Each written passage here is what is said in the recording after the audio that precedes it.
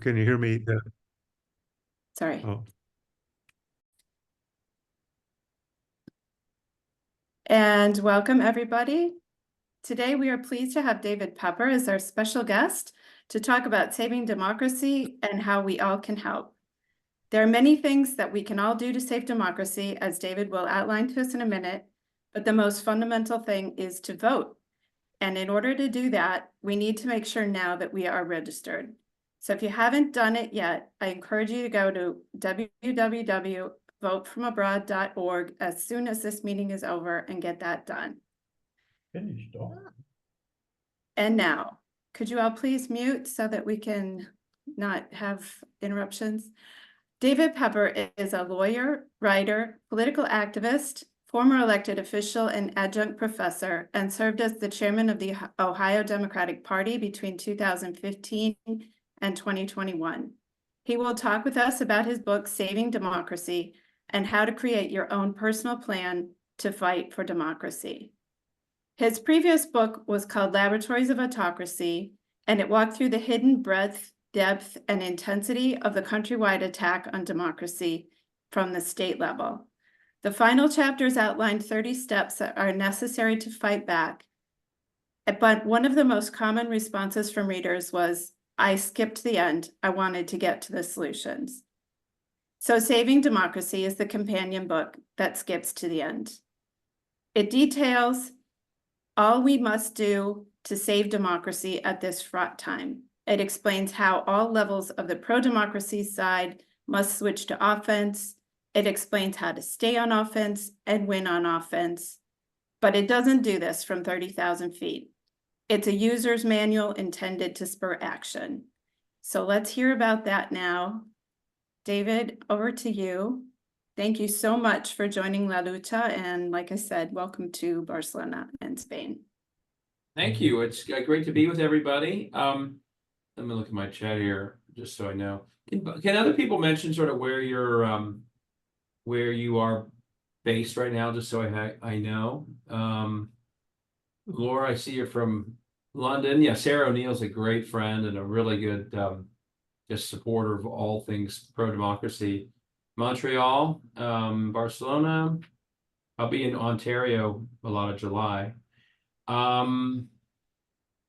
Good. Well, thank you for having me.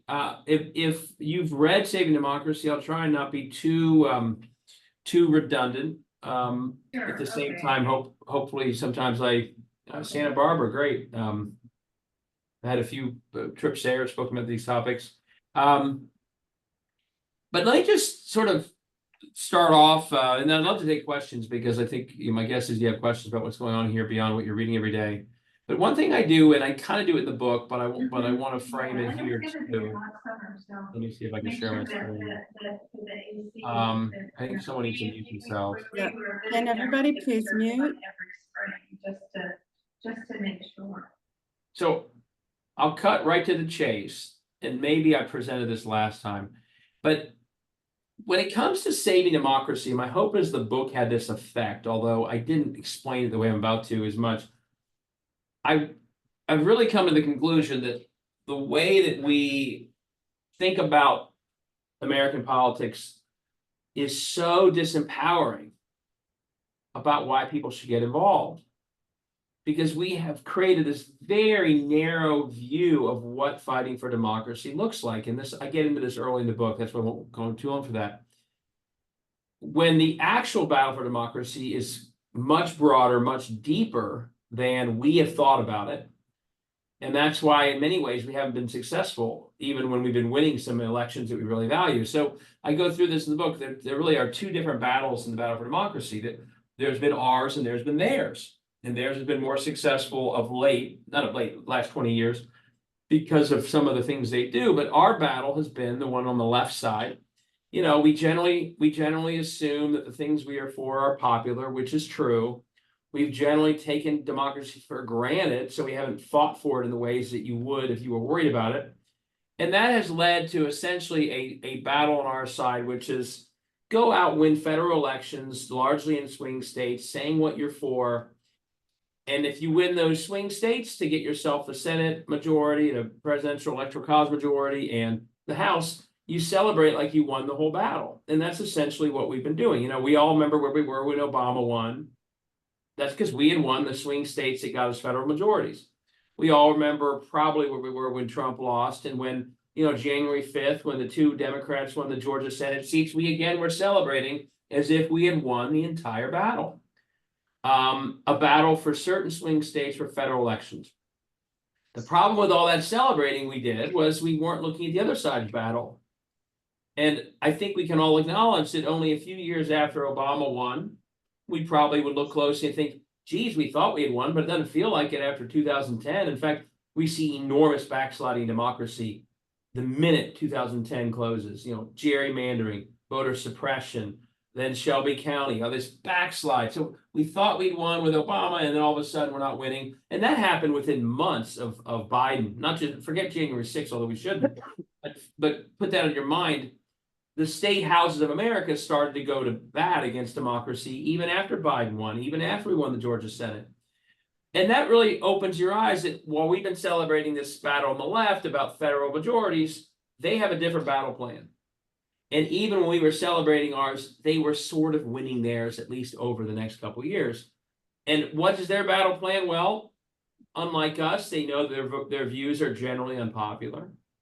They can't just go out and run for seats in swing states. If that's the end all be all their battle, they will lose. Like Mehmet Oz, like Herschel Walker. Their views are very unpopular. They lost an abortion referendum in Kansas, for goodness sakes, in Kentucky. They know they can't go out and run on their issues, their agenda, which they know is unpopular, in swing states. That's a loser for them. They have to do something different to win. They have to figure out, how do you win when you know that your views are actually unpopular, which they mostly are. Well, they've taken advantage of the fact that we've assumed democracy is intact. They know that it's not. They know it can be undermined. They look at Orban. They study him. They've invited him here. Tucker Carlson goes there. CPAC goes there. What their game plan is not a battle over election outcomes. It's a battle over democracy itself. And very specifically, it's how do you subvert democracy enough to lock in views that are unpopular, that would lose? And that's where their battle is fundamentally shaped. The number one tool to accomplish their battle are the state houses of America. Because you win them, you can gerrymander them, you can suppress the vote through laws you pass there. And in those states and state houses, they can basically accomplish almost every part of their extreme agenda that would never see the light of day in Washington. And they can do it in states after gerrymandering in a way that they can't be held accountable, even though that agenda is unpopular in their state. Even, like as we saw with Ohio, give the citizens a chance to protect reproductive freedom, they do it 57-43. But the state house will pass the most extreme bill in spite of that because of gerrymandering. So their battle is a state-based battle, lockdown democracy, pass an extreme agenda through the states. And one of the consequences of their battle against democracy is it also enhances their battle over federal office as well. It's harder for Sherrod Brown to win now than it was 12 years ago, partly because they've suppressed so much of the electorate. It's harder for us to win Congress now than 12 years ago because they've gerrymandered so badly. Ohio had 10 Democrats in Congress in 2010. Now we have 5. That's gerrymandering more than any switch in the state. So their state-based battle that's the heart of it. So that's sort of the somber conclusion about the two battles. Now, and we're starting to change it. We can talk about that. But the reason long term it feels like democracy is sinking is they are just nonstop pushing a state level battle that undermines democracy, while until very recently we have largely focused on the federal session and the federal elections. Now, among all that bad news, I think the good news is once you see this battle as clearly as I think we should see it, it actually does empower. Because one of the worst parts about the left side of this chart in the battle that we've described for ourselves is it's completely disempowering. And I think any of you who are from a state that's either very red or very blue will agree with this. It leaves the impression with most Americans that, well, you may be concerned about Rachel Maddow's description on TV about democracy falling apart, but you're not in the battle. You're in a state that's too blue or too red, so you're not really relevant. There's nothing you can do. you just maybe send some money to Sheriff Brown or send some postcards, but you're not really in the battle. The only people in the battle, as we've defined it for a long time, who really felt in it were the 5 or 6 states where the citizens knew that they were a swing state. Once you, and not only is that inaccurate, it's disempowering. I mean, people, I hear it all the time. People in California just thinking, my God, the country's falling apart, but we're not part of it. There's nothing we can do. The truth is, when you shift to the right side, you see, no, this is a battle that's happening in all 50 states. The extremism is exploding in Indiana, far worse than Obama won Indiana, in 2008, because we have not engaged in the battle there in the right way. They're taking over school boards in California because we don't see California as a frontline battle when it is in many ways.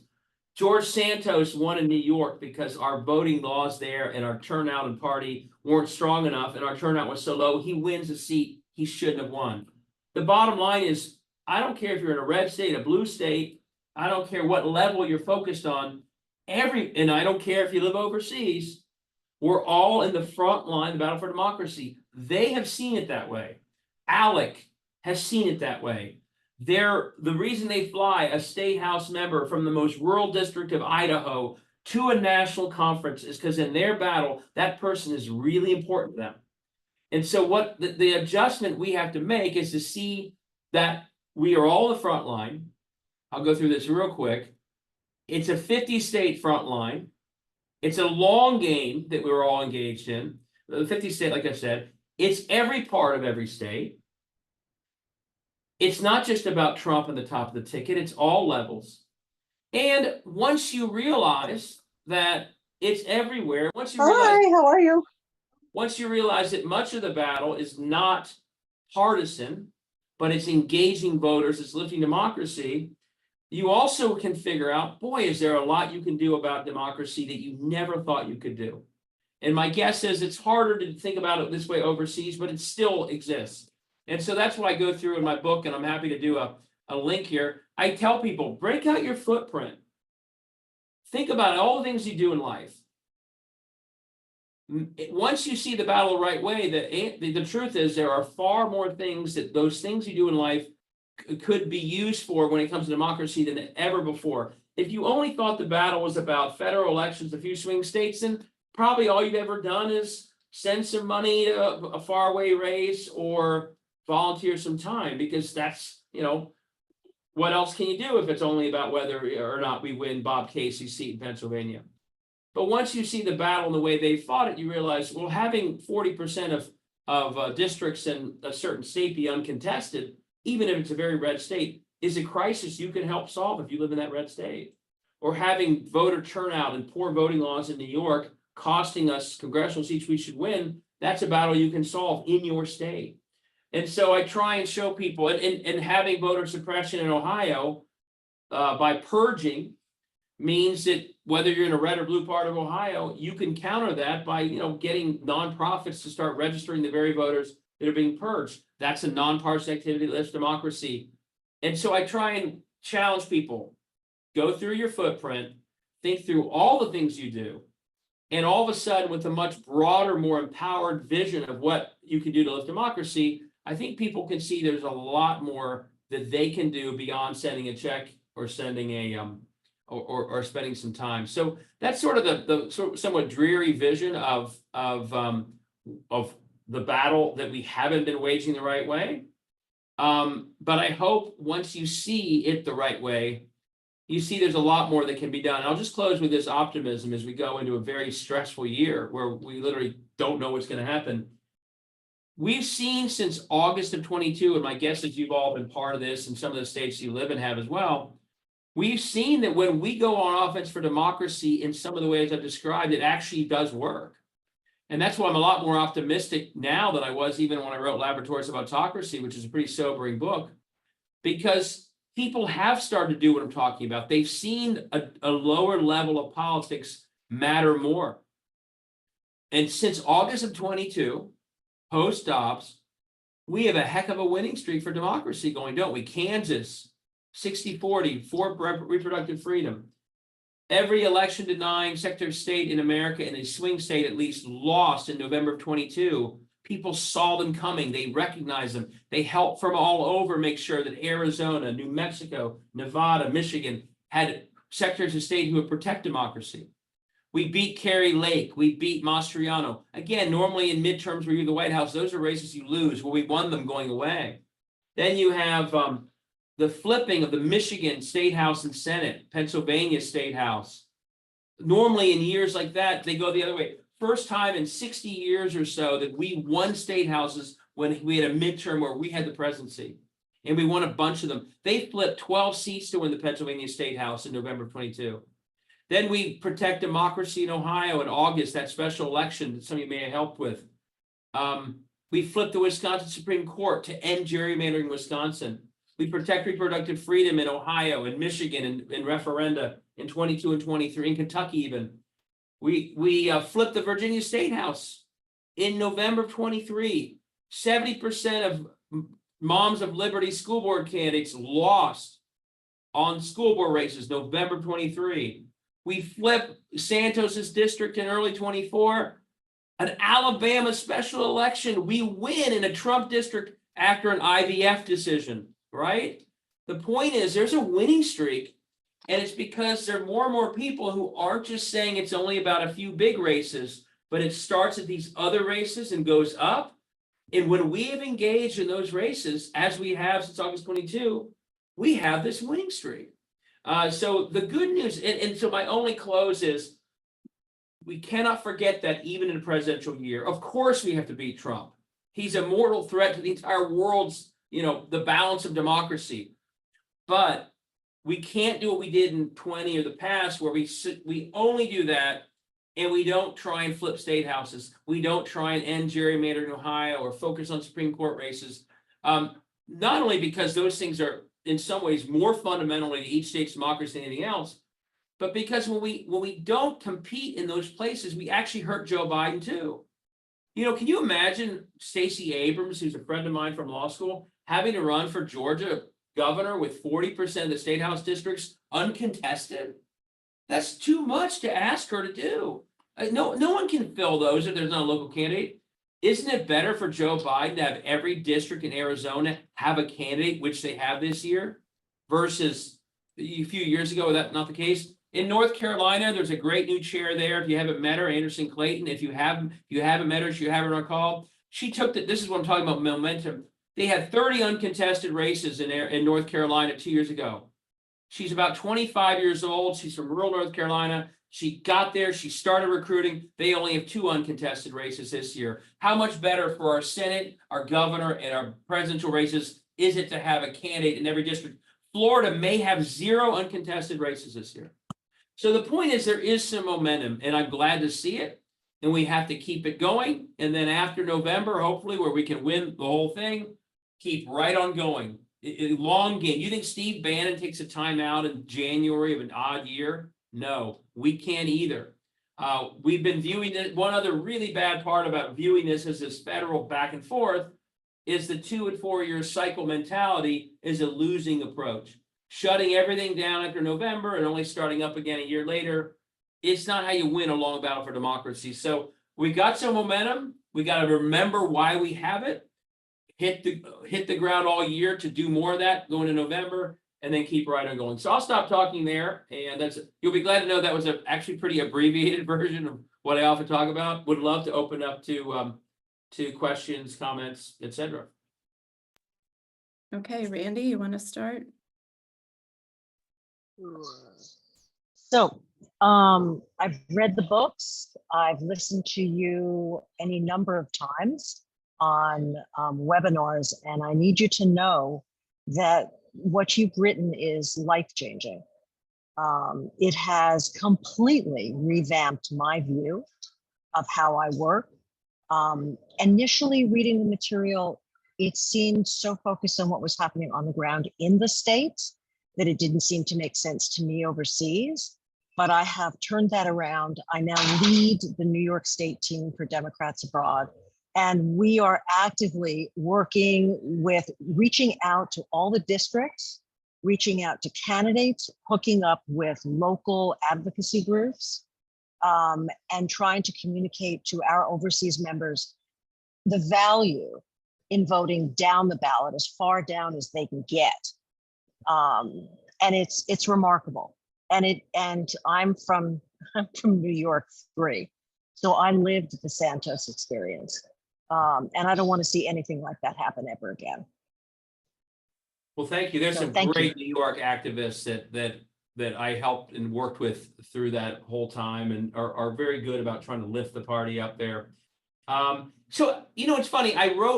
You probably can tell, I wrote these books in urgency.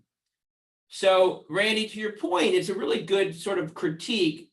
If I could rewrite, especially the first book, just so I don't lose people who think it's just a very state level thing and don't see the bigger picture, what it is their strategy. I almost for now refer to it as the laboratories of autocracy strategy. That's their strategy.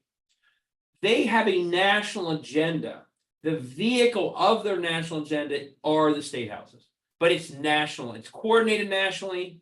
It's done nationally because they couldn't do it through Washington. Our vehicle for most of our agenda is Congress. It's winning the president, Senate, and Congress.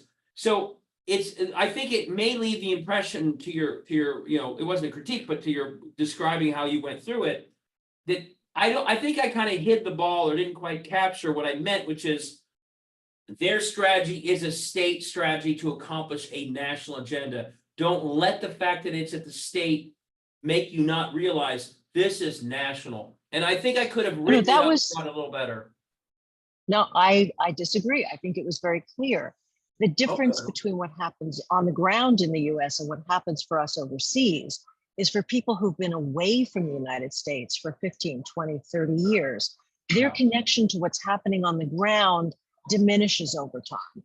And so Correct. I hear a lot of voters saying to me, well, I'll just vote for the president. That's the most important thing there is. Yeah. I don't have to be bothered with anything else. And DA, because I'm doing voter assistance and I'm working with voters directly, and we are trying to get this message through to our overseas voters that it's more than just that.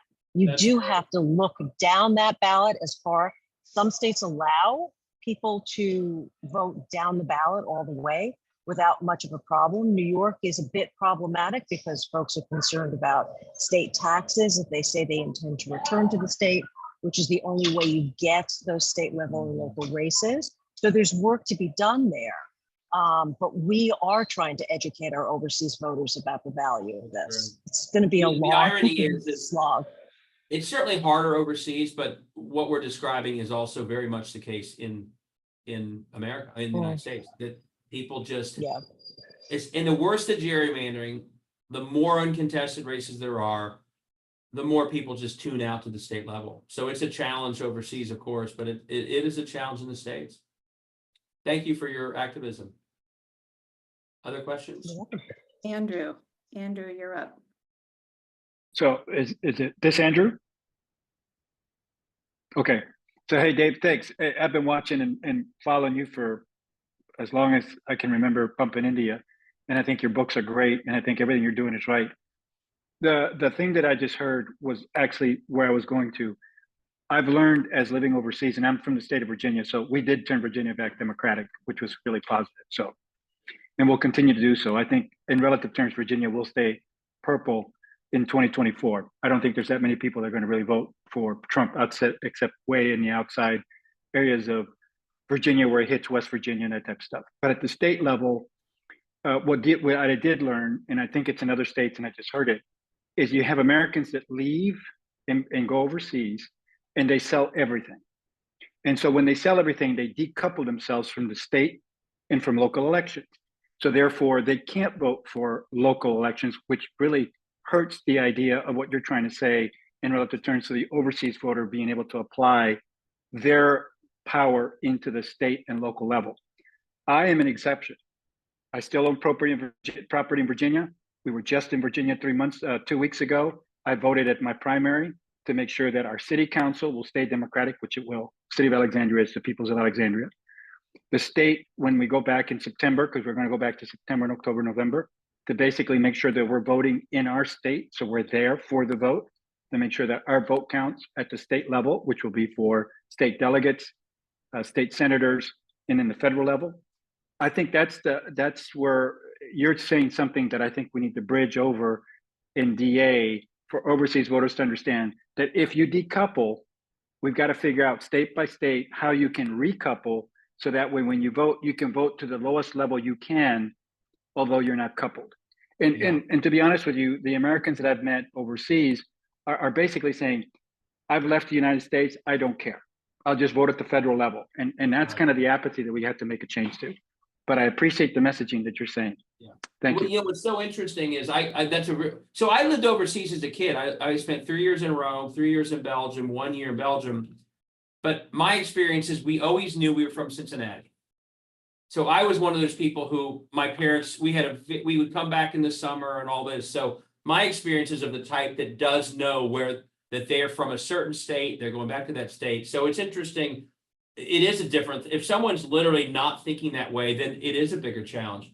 But anyone who has the mindset we had, I literally at one point in college was named most likely to be president of the Cincinnati Board of Tourism because I'd always brag about Cincinnati. I think living overseas and knowing I was from Cincinnati is what led to that. I just was very much, the anchor back home was really important to me. But I do think, it is a challenge that, especially if you have decoupled, that how do you keep that back? Well, I was going to say though, what's interesting is I love how DA, one of my favorite things is how your margins often account for the outcome, like Georgia. I mean, it's incredible statistics. And my guess is, Andrew, one of the best selling points is you might be able to run those margins down to local or state house and show the same thing. Hey, Right. if we had all voted, that close state house seat would have flipped. And it might have changed from, in North Carolina, they might not have lost, they might not have given the Republicans a supermajority. So I think the two most compelling things about DA are the sheer number. I say in Ohio, the size of the people Ohioans living overseas is like the city of Toledo. I mean, the fourth biggest city, it's huge. You're like, you're one of the biggest, probably 12 states. What is it, 8 million or something? I mean, it's a huge. New Jersey. People. I think they equated us to New Jersey. Yeah. So I think that's very compelling. And the other is when you break it down by state, the margins. So maybe one way is to sort of drill it down, be like, listen, there were four, in Ohio last November 22, we lost 5 or 6 state house seats by narrow margins. Mm-hmm. And my guess is if you fully looked at the overseas voters in those districts, some of them might have made the difference. And maybe that's one way. It's a lot of work, but within a state's chapter, maybe there's a way to do that kind of math to show people one other way, that one of the reasons to keep voting through. Yeah, and I think Randy makes a good point. I think it's a question of trying to figure out how DA can take that broadly and educate through our messaging to the folks from every state. Because I mean, we have in Spain, we have roughly 45,000 US citizens. And so out of the 45,000, whether they're dual citizens, whatever they may be, how many of them are coupled back to the United States? Like you said, I'm a product of a diplomatic family. I was born and raised overseas, lived my life overseas. In the military, I was overseas, but I always voted. I know where I came from. And so I think the other piece of it is using the military also to get them to vote and looking at down ballot as well. But your idea is good and sound, and that's something we can carry forward as we talk it through internally. Thank you. Hey, by the way, I'm going to just so folks know, if people like to keep up with me, if you don't follow me already, I do a pretty active Substack. So I'm going to put the link up there. Anyone who wants to, I'm always musing on this stuff. I'd love to do one at some point. I think I did one once a couple years ago on Democrats abroad. I should do another one because it's amazing how little people within the state side think about this. When I explain those numbers, that it changed the outcome in some states, that your numbers are so big, people who haven't thought of it before are stunned by it. So I'll try and do another. If someone can send me like the latest kind of data points, I'll do something because it really is. I think it's one way I describe it is there are not many low-hanging fruits left in politics. Getting more Democrats abroad to vote is one. I mean, there's so many people we know they lean Democrat, etc. So I'll try and highlight that in an upcoming newsletter. Next up is Lisa Berger. I just want to say, I think there are now some people on the call who will be in Chicago, so Angela Pops, I think she's gonna be there. Talk later. But I wanted to ask you about the uncontested seats. Do you have any ideas of how to get people to run? Is it that people think politics is all full of corrupt people and there's no point? I mean, it just breaks my heart when I read that in your book, especially about those really clear people in Texas. I don't remember his name, but if you have any ideas to Sure. get competition going. I do. So let me share this for those who haven't seen it in the book. This is maybe the most sobering slide of the whole thing. It's also sort of an eye test, so I apologize it's so small. This is the chart from the book you may remember that I hope kind of took you back.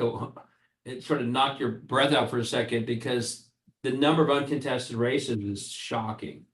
This is 22, and just in some races with the asterisks 2021, you'll see that the percentage of GOP reps uncontested is unbelievable. And one of my theories is that once you have no elections, look at Mike Johnson's a perfect example. Louisiana, 81%.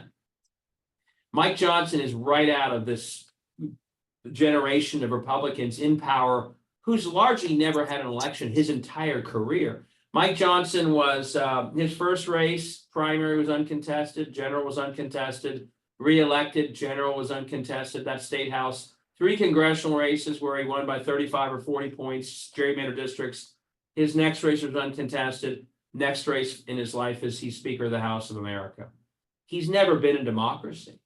And this is true at all these places. And one of my theories is once you have no accountability in your own assertion of power, all the incentives get screwed up. You're better off being extremist. You don't care about public outcomes because you can deliver the worst results. No one can get rid of you. But you want to keep certain private players happy so they don't put money into opponents. So you give away all the public stuff to the private. These institutions, I would argue, are not about public service at all. They have become about extremism because that's how you avoid a primary. They have also become basically a sort of a twisted form of, I call it private service using public power.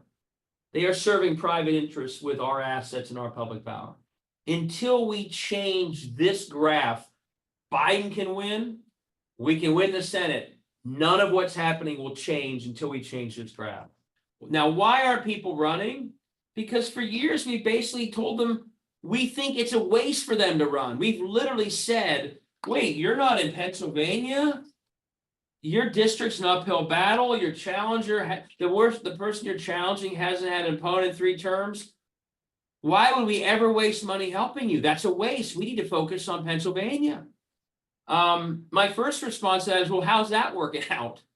Because states like Iowa and Indiana and Ohio that were blue in 2008 are now hotbeds of extremism because we didn't go there because we told people it's not worth it. So what do we have to do? We have to value running everywhere. We have to tell the people in the states, statewide, and then down to the district level. Wait, you're running against that extremist who hasn't had an opponent in 3 terms? My God, thank you for that. You're a hero. You may not win, but your public service started the day you started running. How can we help? And we have to wrap them with a value to what they're doing that we feel in recruiting, in supporting, in volunteering. And in the early recruiting part to your question, that's what the North Carolina chair, Anderson Clayton, did. She called, you really should get her on a call. I think you'll really be impressed by her. She's a real star. Do you know what she called the candidates running in the really hard districts that normally don't run at all or get ignored? Champion candidates. They were her champion candidates because they were championing democracy even if it was hard. They were more patriotic because it was hard. And we have to, and we have to start building a bunch of mechanisms to make sure that's the case. I started something, I'll give you a link here. I started something in Ohio, some of you may have heard of this, called Blue Ohio. What does Blue Ohio do? Blue Ohio basically says, hey, join us we're a community. Oh, I didn't mean to do my Substack again. Sorry. We are a community of people who value running everywhere so much that, oh, you saw this in the book. I'm sorry, I don't mean to act like you haven't read this before. So much that we all put in $10 a month. And the $10 a month or $20 a month, some give more, some give less, is only for the candidates running for the state house, starting at the hardest districts and working our way up. And the little chart I put in because I'm sort of a loudmouth, we have more than 1,000 members. And I put a chart in the book that you have where it kind of shows that in the first 6 months, we raised 70 grand and we gave it out. A month ago, we sent checks out for $300,000. We got candidates getting checks of 6 and 7 grand from us because they were in the districts that no one would support them and they couldn't get any money. Well, we're their biggest funder by 10 times. So the baseline now in Ohio, thanks to that one little effort that you saw me write about, there's no one running for the state house in the state of Ohio, and we're down to only a few uncontested seats as well. No one running the state of Ohio as a Democrat in the state house has under $9,000 or so. Why? Because we went and gave everyone enough money to lift them all up. Next time around, because I'm greedy, I want that to be a higher baseline, a higher baseline. I want to start this in other places. We have one in Missouri. We're trying to start one in Tennessee, but that's just one example. There are other ways to do it, but that's a group that is saying to candidates across the state, we value running so much, so we're putting in $10 a month. And when after the primary is over and you've won your primary, if you're in one of these really tough districts where no one's been running, we're here to help. And the good news is and this is working. Like on my Substack, maybe I'll find it while I'm talking. I always am highlighting the updates on where people are running. The other thing we have to do is simply establish business as usual for Democrats in America now is that we run everywhere. And if we don't run everywhere, we wonder, what did we do wrong? A couple of years ago, we just didn't run everywhere. We thought that was normal. Now we see that's very damaging. And the good news is, I do think, and I don't want to act like it's just me and my books. I think a lot of people try to think this all around the country. Nikki Fried, the new chair of Florida, they're going to have a candidate in maybe every district. The deadline's still a couple of days away, or at least all but 1 or 2. They had 30 or 40 last year that were uncontested. Idaho, candidate in every district. Arizona, candidate in every district. Dramatic difference from 2 years ago. So my hope is now that we're establishing that's the new normal, uncontested districts should be viewed as unacceptable. It's hard, but we should view it that way. And Jamie Harrison, by the way, has helped a lot here. He started to really challenge county state chairs to do that. And the good news is that new default, that new Minnesota announced yesterday. I see Annie put Wisconsin, Minnesota, not a single district uncontested. So we've kind of established that new normal.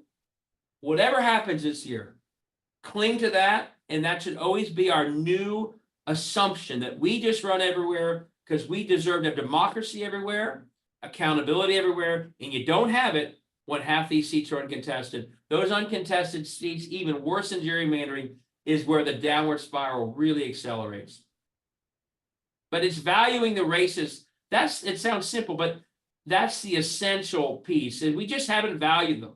And you're going to get, no one's going to run if they feel like no one cares that they're running from their own party. If I can just add, like, build on what you just said, and on Andrew's question about how some people can't, like from Wisconsin, we can't vote down ballot if we don't intend to return, but we can donate to those races. And so we can help those candidates win, even if we can't vote for them. And I think we need to start thinking that way. So the next person in the queue is my fellow Wisconsinite, Kristen. Thanks, Annie and David. This is really an inspiring talk here. So thank you for doing it. Kristen Wolf, Chair of Democrats Abroad UK. As Annie said, I am a voter from Wisconsin and have been living in the UK for 17 years. First, can I just make a comment on Andrew's comment about people who live overseas for a long period of time decouple themselves from their home state. I can tell you that that is not universal. In fact, many people that I know who are overseas long-term residents still have very close ties to the state, even if they don't own property. Many of us still have family and friends there and are deeply tied and care about what happens in their home states. So I'm not sure that that view is universal. The second point, though, is, your footprint, which is really great, the little chart. Could you do us a favor and maybe add a place where it talks about looking at your footprint, not just who's in your community, who's, in your neighborhood, but who do you know that lives overseas? Because one of the things that we need to do is we need to use 350 million people living in the United States as our ambassadors to get the word out that we have the right to vote, even if you live overseas. And, when Johnny signs up for the Marine Corps, or when Susie's coming abroad for her year abroad, or someone has taken a global job, like it was in the case of my situation, I was in the beer industry, worked, I'm born and bred in Milwaukee. I am Milwaukee through and through, and came over here to sell beer. So you know what? It is hugely important that people think about, who do I know that lives overseas, and how can I tell them that they have the right to vote in at least federal elections, and possibly in their state elections too. Because anything we can do to get that word out and make those people our champions will help our cause, because so many of the 7 million people that live overseas do not know that they even have the right to vote at all.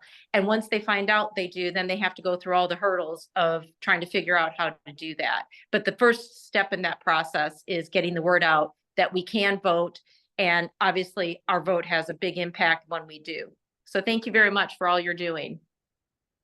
That's great. That's great advice. When I do this update, when I do this Substack, I'll basically maybe the topic will be expand your footprint overseas and then explain it. That's a really good way to put it.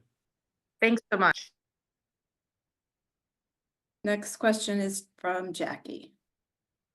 Okay, hi. Yeah, thanks. David, your book, the thesis of your book and your examples are really compelling. And it sounds like, from what you just said, that the DNC is possibly changing course in their strategy and adopting some of your recommendations. Does it seem that way to you? And is that a correct impression? Yeah, and what I was told, but in this little room, at first I kind of got a little pushback, like, "Hey, David, you're making people feel bad that we're not running everywhere." And my response was, "Good. We need to feel bad." When I see extremism exploding, I feel terrible. And there's a connection to uncontested races and that extremism. We all should feel bad, and we should see it's not good enough. And I didn't really stop talking about it. I really after the Tennessee debacle where they kicked out the 2 Justins, I wrote a long piece about how 50% of those Republicans hadn't been contested. It went viral fast. I was on Ali Velshi talking about it. It was viewed a ton. Then I went through when Mike Johnson was named Speaker of the House, and I went through how he'd never had a real race in his life, and that was exactly what America was looking at right now. That Twitter thread got 2 million views. It exploded.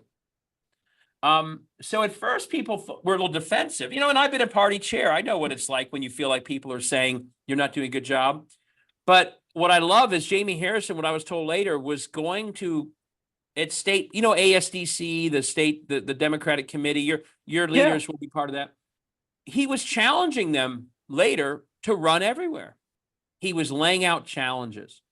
And I think they did a very nice, I think they've done a nice job. And I literally just got a message that the DNC also just announced while we were talking, or at least the tweet came out, that they'll be investing in 11 non-swing states, like right now. That's not easy to announce in a presidential year, but I think that also goes to again, Jamie, who's been a longtime friend, he's from South Carolina and he was a chair of the South Carolina party. He gets all this. That's what he's lived. So this wasn't like it was new to him, but I think that they have the reason you're seeing this pattern all over is from him and people like myself, just this enough noise to say, we just can't do this anymore. Like it's the way I describe it in some circles is their entire extremist agenda is being run through rural districts, largely uncontested. Almost all of it. That's where it's happening. That's where Dobbs comes from. And when we're not running there, it's like a super highway of extremism, and we're just standing back saying, go right on through. We don't even care. If we don't change that super high of extremism and try and get in the way, again, we can win the presidency and the Senate, which we have to. Everything still happens the way it's happening. And so I think people see that, and from Jamie and DNC on down, and they're not just saying it, you know, I just explained, it looks like they're putting some money behind it too. So that's great. So yeah, I think they're doing, not to criticize the best. When I first became state party chair, I could not have told you what the DNC did for Ohio, and we were a swing state. I think both Tom Perez and Jamie Harrison have improved that dramatically. Other questions? Yeah, Mark Carr is up next.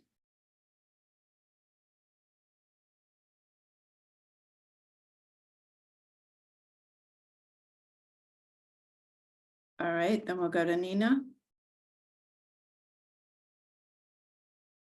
I'm here. Sorry, I had to change rooms. Hi, David. Hi, everybody. Hey there. Thanks for your work. I'm Mark. I'm from Iowa. My dad was a state legislator for 20 years. So you might be asking yourself, why are there so many uncontested seats? He got elected in 1972 was the first year. He spent $12,000 on his election. We thought it was all the money in the world. He ran again, and the last time he ran in about 88, he spent $24,000. And we couldn't believe that it doubled. That's 1988. Now it costs about $100,000 to run for a statewide seat in Iowa. And the reason is Koch brother money, like you were saying, Republicans are investing tons of money in these seats, and the Democrats have to catch up. So you got to spend a lot of time raising money. Yeah. Now, what's the downside? The job paid, my dad got paid $13,000 in 72. He got paid about $20,000 in 88 for being a state senator. And I think now it's like at 26,000 or something ridiculous. But the problem is my uncle was going to run. They're recruiting candidates. He would have been an outstanding candidate, but he had 4 kids at home and he had a job at John Deere. Right. I'm from Dubuque.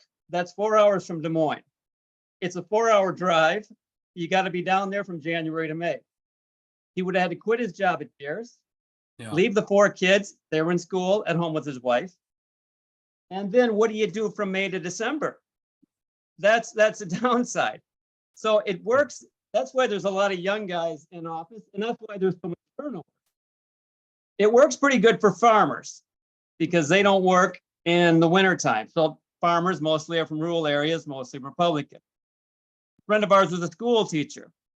He taught school in the fall and he got the spring off to be a legislator. Outstanding legislator was a lawyer, but he had to quit. He did it for 12 years and he had kids and he just couldn't afford to be going to Des Moines for 5 years. So your question, you really hit the nail on the head with these uncontested seats because I've seen it in Iowa. But because my dad was uncontested a lot of times. And that is such a luxury. And it allowed him, if he wanted to be extreme. It really does bring out the very worst.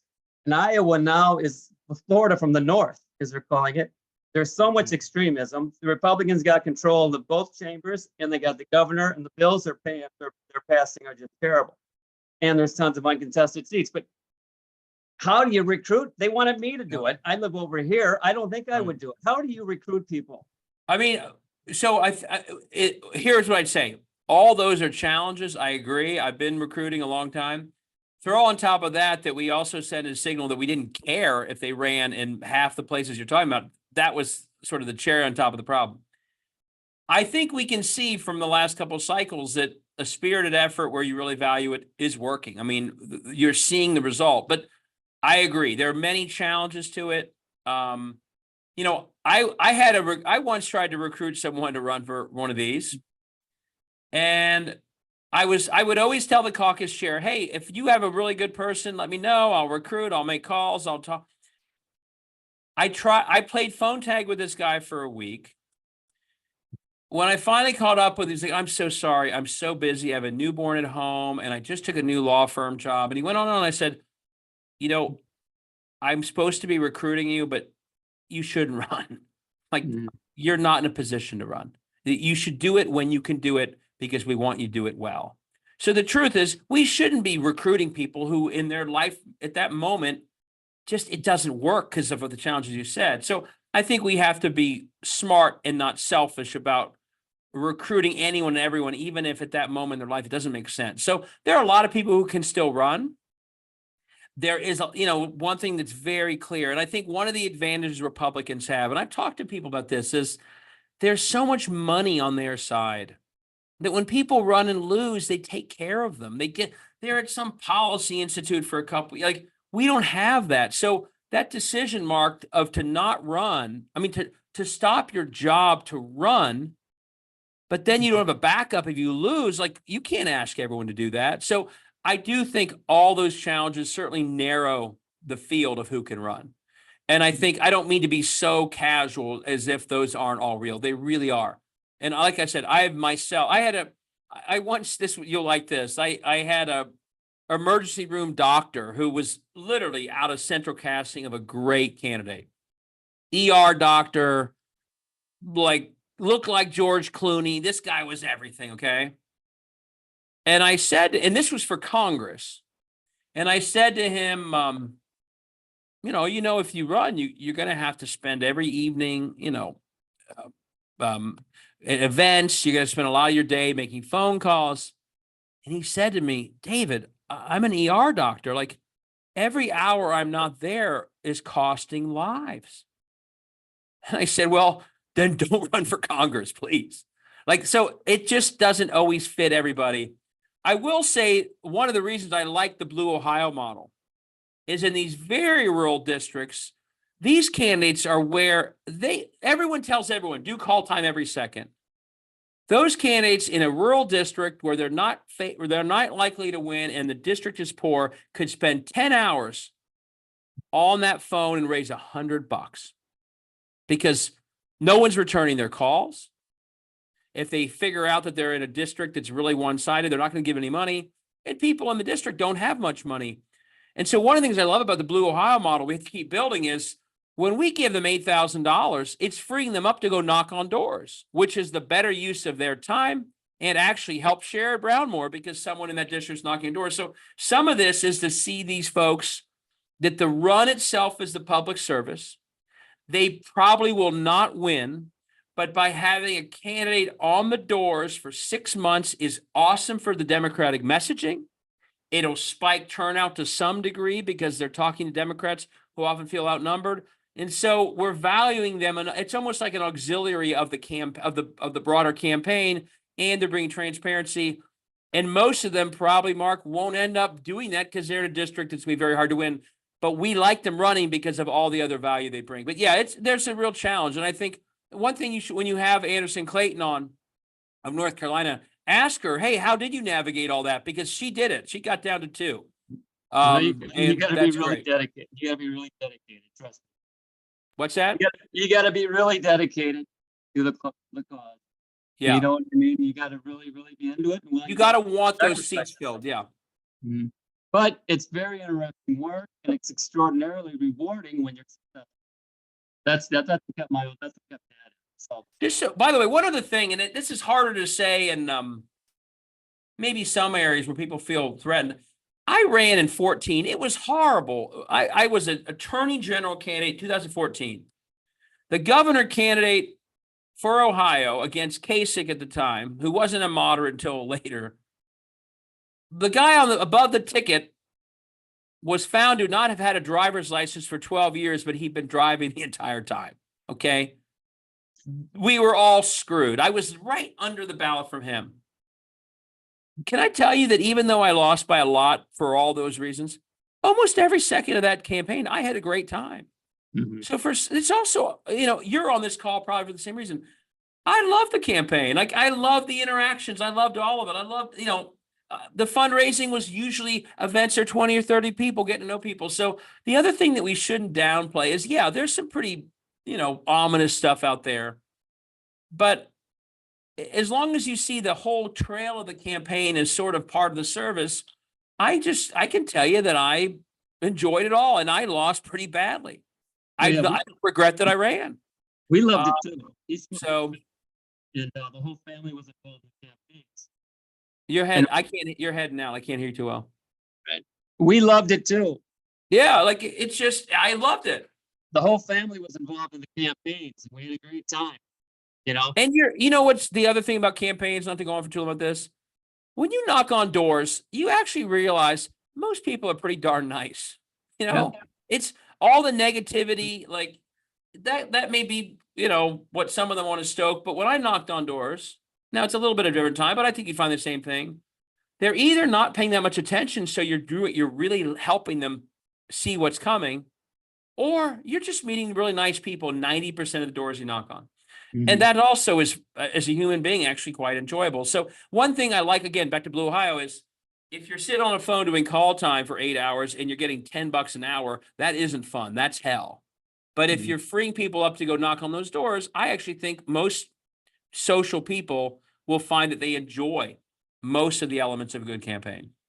All right, thanks. Thank you. Do we have? Any other questions? For a couple more questions? Sure, I can do a couple more. Okay, we have Nina and then Jennifer. So I vote in New York City.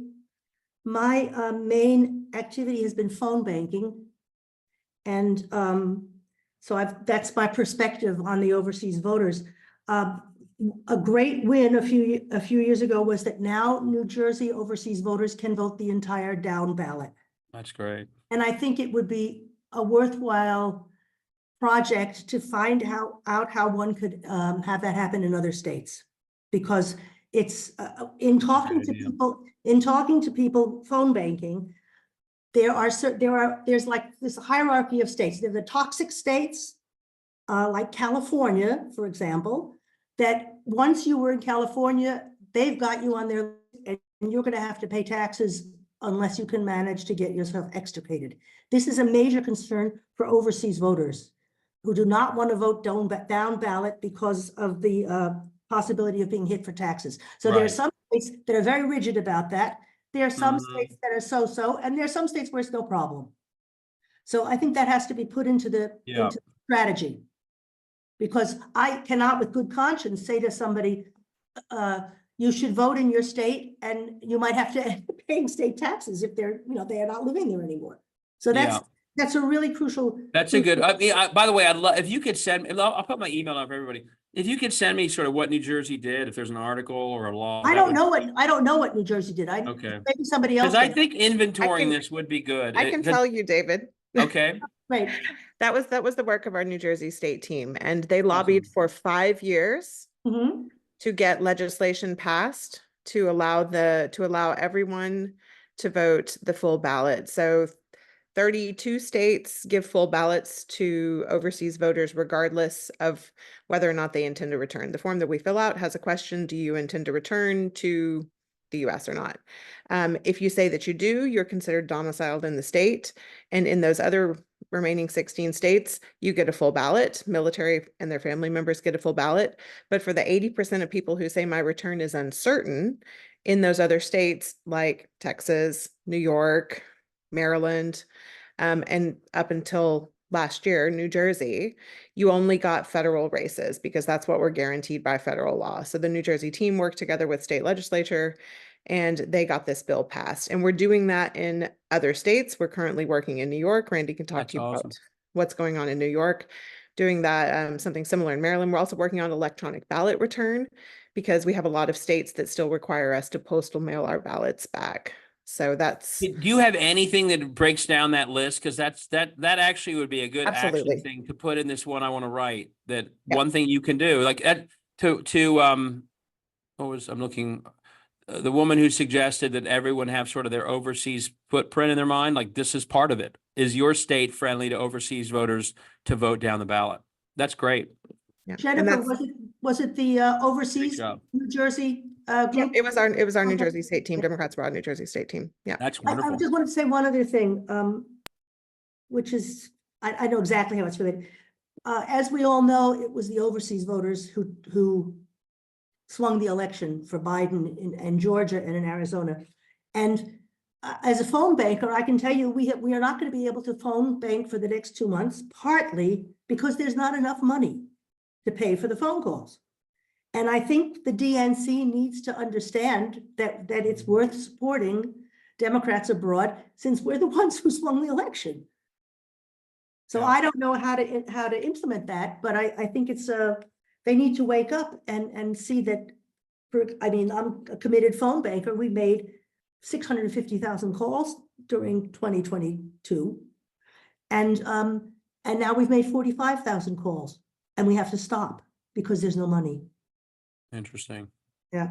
So I think that's anybody who has any Okay. contacts, the That's good to DNC know. needs to tell them, Well, your leader certainly would. yeah. That's good. No, that's a hurdle, obviously. Okay, so those are just the That's things. really exciting. But overall, I have to say that's great about, because I know going into these calls that some states it's hard, some states you can't do it. The fact that you're able to fix that over time is Fantastic. great. Yeah. And if there's, you saw at the end of the book, like I think if they're going to be laboratories of autocracy, let us be laboratories of democracy. So anything that a state has done that helps, give it to another state, especially if it's a blue state, that should be a no-brainer. So let's spread the good stuff to the states that we can impact. Jennifer, did you? Yeah, I did. No, that's what we're trying to do. I work with Annie. I coordinate all of our state teams, and we started That's these in 2020 after 2021, I guess, after the Georgia elections, and we really saw that we could make an impact if we focused on particular states. We know how different it is having people who vote in those states to help fellow statesmen to be able to navigate the obstacles, and there are plenty of obstacles. I mean, I'm a Texas voter. I vote in a district that is R plus 26, and so, I know how hard it can be to vote. But my question kind of goes towards that and what you were talking about with having someone in every district. So coming from a district that is so heavily gerrymandered that I know there's no chance on God's green earth that, we're going to put a Democrat into that position, because Texas has ensured that we have 2 competitive congressional districts altogether. Hence, and the 12.5 million number, while shocking, is not surprising considering the way that Texas has set up the gerrymandering. In fact, used to be a Republican when I was growing up, came to Germany. My first vote was for Charlie Stenholm because he was our Democratic representative for years and years until Dave Fallon gerrymandered him out of his district. And I was so mad about it. I was like, if you're going to do it, you can't cheat. at least, do it fairly. But if you can't beat him otherwise, then tough. But no, then they decided to cheat. And what do we do? How do we, I mean, I know we need to fight for the state legislatures, and those districts are also gerrymandered. I mean, So I just, again, it's sort of a broken record, but I'm going to, I don't mean to keep sharing these, but I interviewed, this is an amazing interview. Okay. I mean, I didn't do anything amazing. The person I interviewed, I started doing a Substack. I started doing a podcast the other day where I would decide, I don't need to write something. I'll interview somebody. And this woman inspired me. We have a open trans candidate in the single reddest district of Ohio. And within like 5 minutes, I've never met or heard anyone like this person. And let me share it. If you have time, like you want to talk, you want to kind of have some inspiration about why you run everywhere, watch this interview. Ohio had a rule that you had to, if you had changed your name in the prior 5 years, you had to include your former name on the form, but no one knew the rule. And there was no space on the form. So her first challenge, along with 3 other trans candidates, was they didn't include their dead name on the form. So they were challenged and they tried to knock them off the ballot. And my first thought, and you'll see we talk about this, is you're a trans candidate in the most red district in Ohio. Why the hell would they even bother to challenge you to run if they don't care that you're running? That's kind of a hint. Someone who's never in their life had an opponent, and these people have not, they hate having an opponent. They've never had a campaign account they worried about. They've never knocked on doors. They're not used to their neighbors knowing what they are doing. And so the fact that they would literally try and eliminate a trans candidate in the reddest district, and when you watch this is a hell of a good candidate. She is really good on every issue. She wants to talk about the private voucher scam, how it affects rural areas. She wants to talk about rental challenges in Ohio. She's right on the issues. She doesn't, my guess is she realizes the stuff, but having her run, and particularly in this case as a trans candidate, which I think brings a whole new benefit of her running. She's going to really open eyes in a rural conservative district. But the idea that they literally tried to keep her from running, it just shows you that they really don't want anyone disrupting their information monopoly on what they're doing, on what the state house is doing. And so when we can start to say to people, when you're running, that's what you're doing. Have a great run. We're here to help you, but you are in the game of, in the long battle of democracy. Your run, win or lose, is incredibly valuable. Your public service is not just about governing if you happen to win. It's about the run for democracy itself. You know, the same way most of the best civil rights leaders who changed our country, they never ran for an office and they never won an office, but boy, did they change history. I think we have to start kind of wrapping these candidates with that same sense. And so when the election's over for them, they'll have hostile moments. You'll hear this candidate talk about hate groups. But for the most part, they spent 9 months of their life doing something very noble, very patriotic. In their community, they're respected for it. And when they lose, we don't act like, oh, you failed. We say, what a great run. Thank you. Thank you. You were great. Let's do it again. Or take everything you did and let's go to school. Let's go to school board. Go win the school board race, which they do, or city council. So I just think that kind of thinking, that it's not only about that ultimate, they gerrymandered it. If you didn't win, we're not going to blame you. But you were amazing. And I think that's really what I think that's the best way to get people. Again, Mark's right, and it's not for everybody because of the time in their life or whatever else.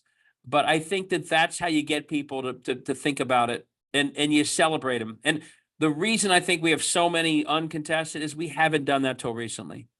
I had DCCC candidates when I first became chair, the non-targeted DCCC candidates, who one said, I almost got arrested because I refused to not